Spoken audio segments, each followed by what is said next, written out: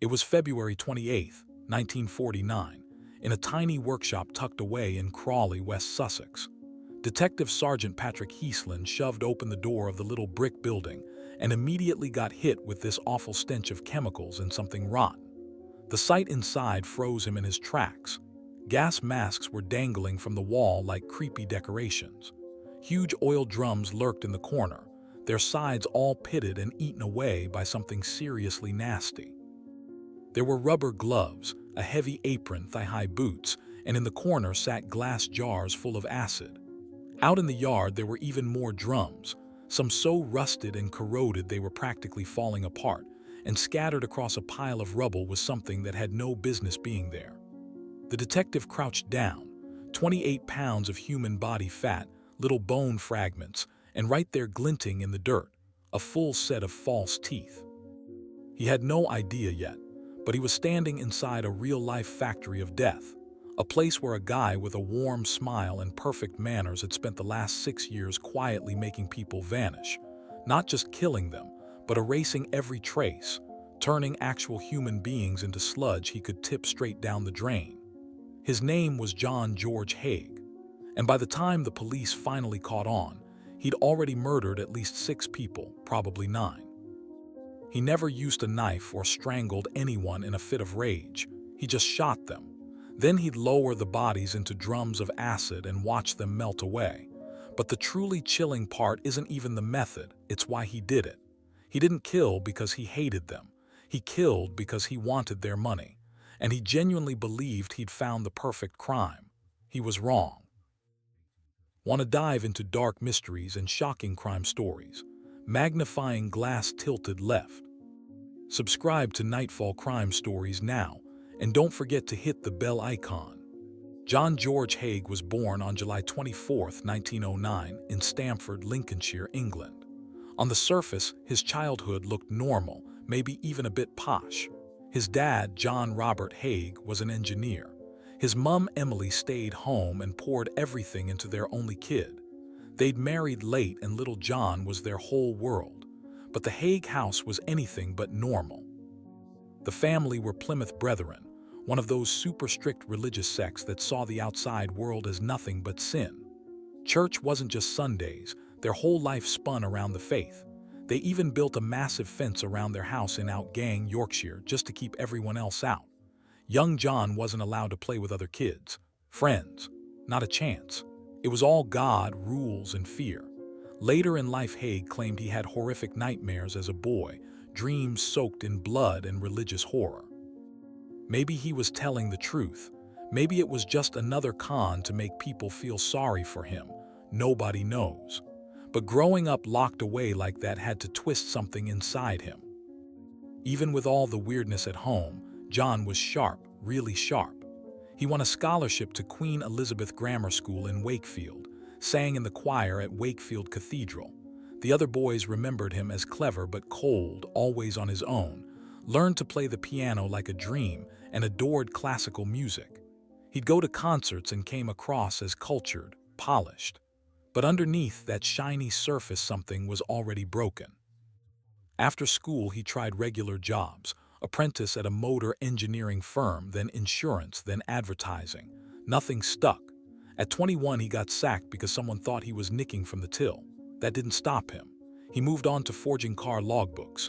In 1934, at 25, he married a 23-year-old woman named Beatrice Hammer. Everyone called her Betty. The marriage collapsed almost instantly. That same year John went to prison for fraud. While he was inside, Betty had their baby girl, gave her up for adoption, and walked out for good.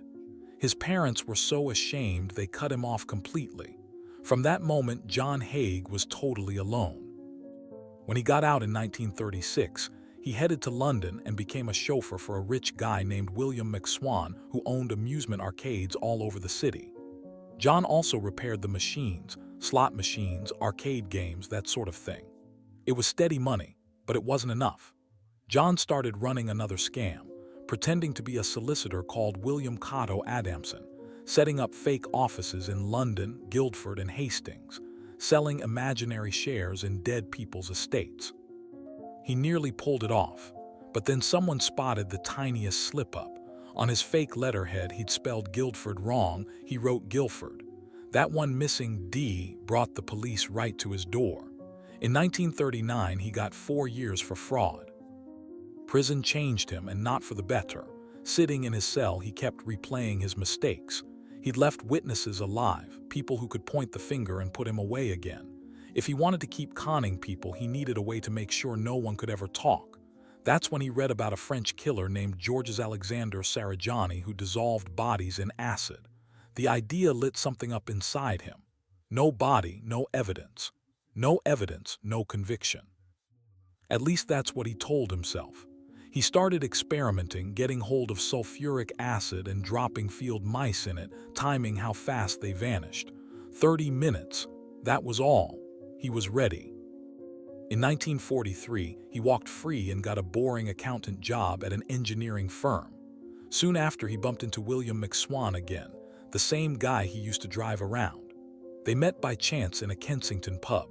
William introduced him to his parents, Donald and Amy McSwan, an older couple who owned rental properties all over London and lived comfortably off the rents. John started hanging around William, watching how easy his life looked, just collecting checks every month. Jealousy grew. He wanted that life. On September 6, 1944, John lured William down to a basement on Gloucester Road, saying he had something cool to show him.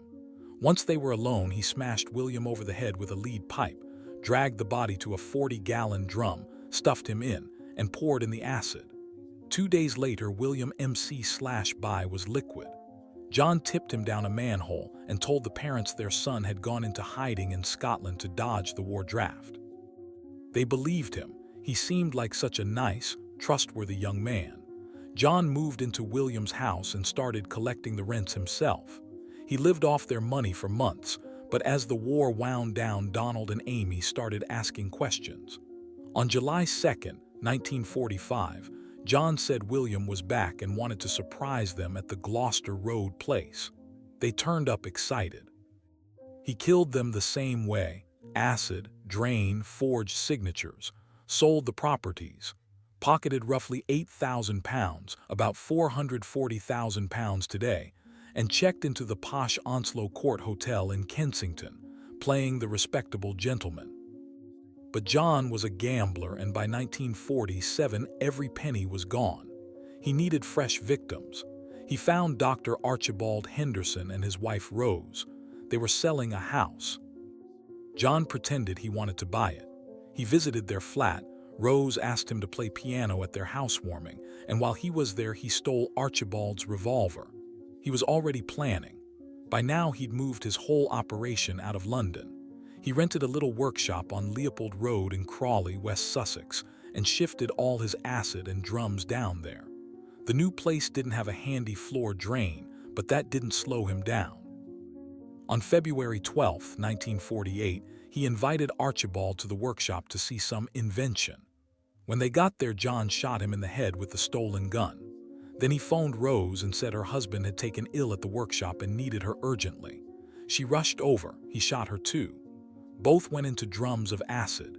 He forged letters, sold everything they owned, another £8,000, kept their car and even their dog. The cash ran out again fast. Early 1949, he was scraping by at the Onslow Court Hotel and struggling to pay the bills. He needed one more mark. Her name was Olive Durand-Deacon, 69, wealthy widow living at the same hotel. They sat at different tables in the dining room but had chatted a few times. She seemed sweet, trusting, easy. Olive had this post-war business idea: artificial fingernails. Women wanted glamour again. She mentioned it to friends at the hotel, and John overheard. He told her he was an engineer, loved the idea, wanted to help, and invited her to his Crawley workshop to see some designs. On February 18, 1949, Olive put on her best Persian lamb coat and all her jewelry, buzzing with excitement, thinking she was meeting a new business partner. When they reached the workshop, John shot her in the back of the neck with the same revolver. He stripped her jewelry and coat, popped the body into a brand new drum he'd specially lined to hold the acid better, poured it in, locked up, strolled to a nearby cafe, and calmly ordered poached eggs on toast and a cup of tea like it was any other Tuesday. 2 days later, Olive's friend Constance Lane realized she was missing. Olive had told her exactly where she was going. Constance panicked and went to the police. And here, where John made his fatal slip, he actually offered to accompany Constance to the station to report her missing, playing the concerned friend. But a woman police sergeant clocked something off. He was way too cheerful, way too relaxed. They ran his prints and found a long record: fraud, prison, the lot. Search warrant issued. When the detectives hit the Leopold Road workshop, they found the whole horror show: gas mask, rubber apron, gloves, boots, drums, acid. Out in the yard, rubble pile: 28 lb of human fat, bone fragments, gallstones, and Olive Durand-Deacon's false teeth gleaming in the dirt. Acid hadn't touched the dentures. Her dentist confirmed it. In John's hotel room, they found a dry cleaning receipt for Olive's Persian lamb coat and papers with the names Henderson and McSwan scribbled on them. They arrested him on February 26, 1949. He was cool as ice, almost bored. He looked at Detective Inspector Albert Webb and asked, "Tell me frankly, what are the chances of anyone ever being released from Broadmoor?" Broadmoor being the hospital for the criminally insane. The detective stayed silent. John shrugged and said, "Well, if I told you the truth, you wouldn't believe me. It sounds too fantastic." Then he confessed everything: Olive, the McSwans, the Hendersons. He even claimed 3 more: a young guy called Max, a girl from Eastbourne, a woman from Hammersmith. But police never found proof those were real. The most jaw-dropping part came next. He told them he drank his victims' blood, that he'd cut their throats, caught it in a glass, and drunk it because he'd had blood dreams since childhood and killing stopped the nightmares. Almost nobody believed him, not even his own lawyers. It sounded like a last-ditch insanity plea. The trial kicked off on July 18, 1949, at Lewes Assizes in East Sussex. 4,000 people flooded the tiny town trying to get in. John had no money for a lawyer, so he sold his life story to the News of the World. They paid for his defense in return for exclusive rights. Prosecution kept it simple. He killed for cash, planned every detail, bought the acid, rented the workshop, lured them, forged documents, sold everything, totally sane. Defense went for insanity: weird religious childhood, blood nightmares, the whole drinking blood thing. One psychiatrist, Dr. Henry Yellowlees, called him paranoid and described how Haigh talked about the murders in this cheerful, bland, almost friendly way, unlike anything he'd ever seen. But the Attorney General, Sir Hartley Shawcross, pointed out the killer question. He'd asked about getting out of Broadmoor one day. That proved he knew exactly what he was doing. Jury took 15 minutes. Guilty. Death sentence. John spent his last weeks writing letters to his parents who still loved him, to his clueless girlfriend Barbara Stevens, finishing his memoir for the newspaper. He even let Madame Tussauds take a cast of his face for their Chamber of Horrors and picked the suit he wanted the wax figure to wear. On August 10, 1949, at Wandsworth Prison, John George Haigh, aged 39, was hanged by Albert Pierrepoint, Britain's most famous executioner. 500 people waited outside. Some cheered when it was over, some just stood silent. Britain was stunned.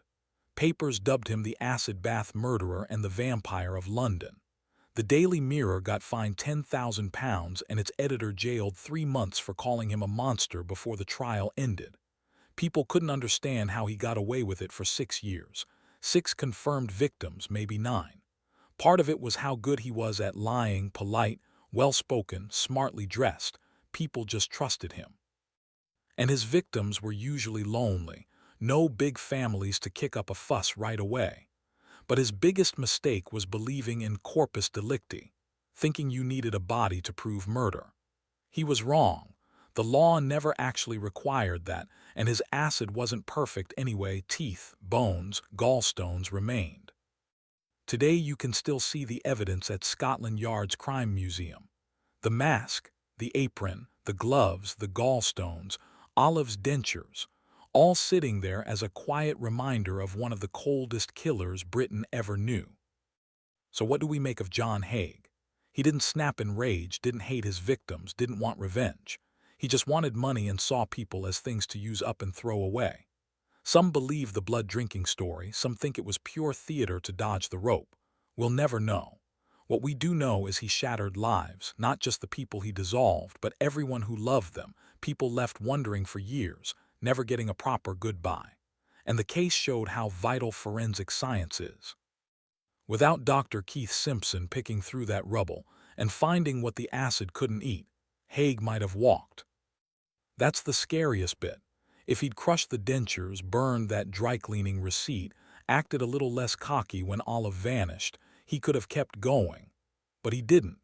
And because a few determined cops and scientists did their job, a monster was stopped.